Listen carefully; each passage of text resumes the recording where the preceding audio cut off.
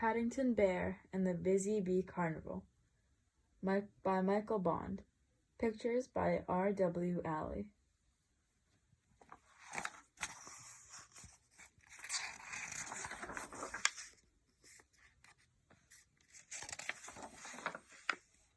One day, Paddington's friend, Mr. Gruber, took him on a surprise outing to a part of London known as Little Venice. It's called Little Venice because it's by a canal, he explained, and every spring they hold a big carnival. Boats come from all over the country to take part in the celebration. Paddington always enjoyed his days out with Mr. Gruber. He waved as one of the boats went past. All of the people on the boat waved back at him. "I've never been for a ride on a canal before," said Paddington. "Who knows?" said Mr. Gruber mysteriously.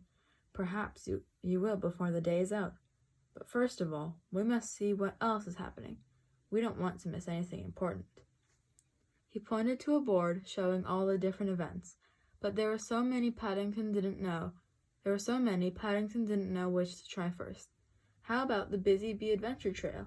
suggested Mr. Gruber. "You have to find as many things as possible, beginning with the letter B."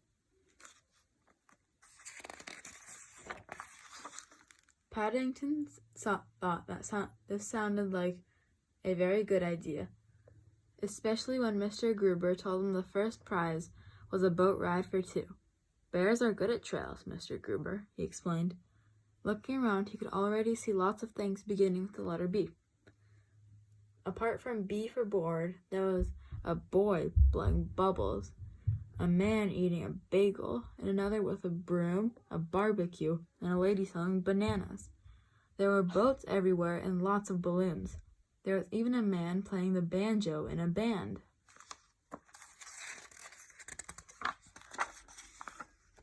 After Paddington had finished writing them all down, he and Mr. Gruber set off along the canal.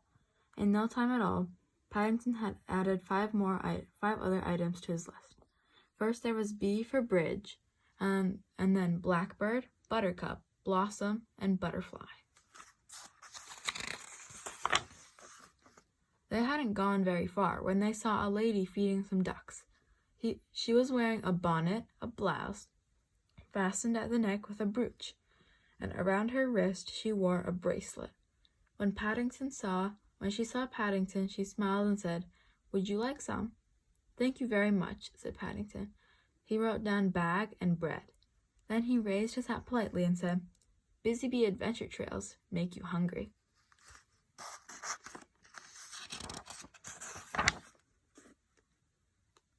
"This is the sort of day I like, Mr. Gruber," Paddington announced as he took a jar of marmalade from his suitcase and began making a sandwich. "Ahem, Mr. Brown."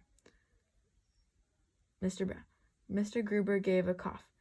"I think you were really meant to give the bread to the ducks." Before Paddington had time to reply, there was a loud buzzing noise and something landed on his marmalade. Paddington gave the object a hard stare before adding B to his list. Next, they came upon a man fishing. "I think you've struck lucky, Mr. Brown," whispered Mr. Gruber. He waited patiently while Paddington wrote down box, followed by beret, beard, belt, buckle, boots, bucket, and basket. "Would you like to have a try?" asked the man. "You can use some of my worms if you like." Paddington thought that was a very good idea, but first he wrote down B for bait. "If you're going in for the Busy Bee competition," said the man, "you should watch out. There's a boy following you, and I think he's up to no good." Paddington was about to say thank you when he felt a tug on the fishing line. "I think it might be too big to go in my jar, whatever it is," he exclaimed.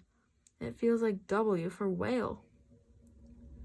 "I'm not sure you'll find any whales this far inland, Mr. Brown," said Mr. Gruber tactfully.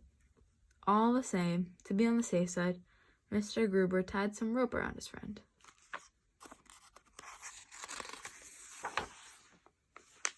"Strike me pink," said the fisherman. "It's a bicycle." Paddington was most disappointed. "Never mind," said Mr. Gruber. At least it's another word for your list.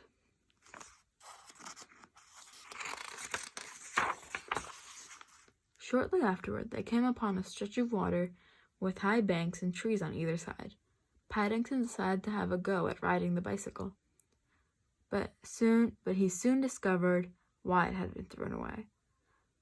"I think I'd better hold the other end, Mr. Gruber," he gasped, pointing to the rope he still tied around his waist, "in case I fall into the canal." Mr. Gruber was about to explain that if he did that, there would be nothing for anyone else to hold on to, when he saw the look on Paddington's face. "Is there anything the matter, Mr. Brown?" he asked. "I think we're being followed by a bee for bush, Mr. Gruber," hissed Paddington. Come back, shouted Mr. Gruber, "whoever you are." Meanwhile, Paddington added binoculars to his list. While he was writing, a boat went past, and one of the passengers had a baby on her lap. She was feeding him from a bottle. That baby was wearing a bib, and his sister was holding a ball.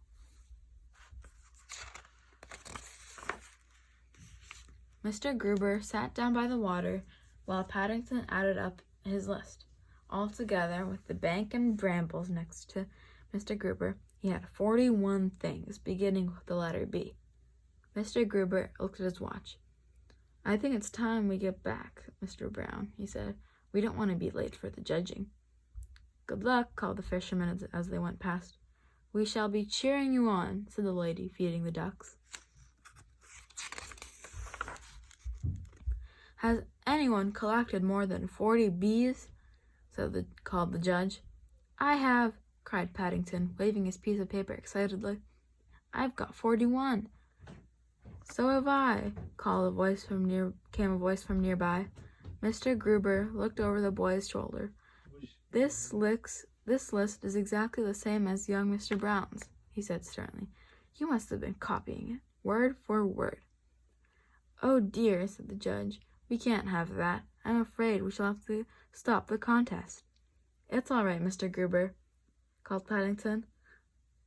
"We've won. I thought of another bee. That gives me 42.